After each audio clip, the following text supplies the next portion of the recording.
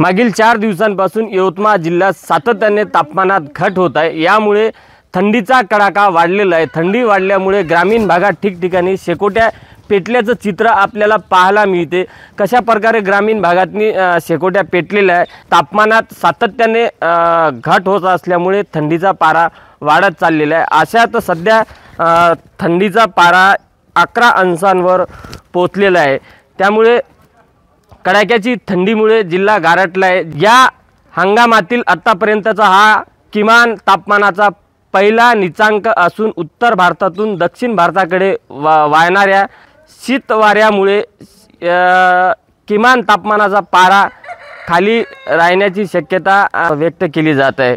आणि वाढलेली थंडी यामुळे ठिकठिकाणी शेकोटी पेटल्याचं चित्र आपल्याला पाहायला मिळते। गेल्या काही दिवसांपर्यंत थंडीचा जोर असाच कायम राहण्याचा अंदाज हवामान विभागाकडून व्यक्त केला जात आहे। संजय राठोड, साम टीव्ही न्यूज, यवतमाळ। आता isakal.com आहे देशातील नंबर 1 ची मराठी न्यूज वेबसाईट। प्रत्येक अपडेटसाठी isakal.com ला नक्की भेट द्या।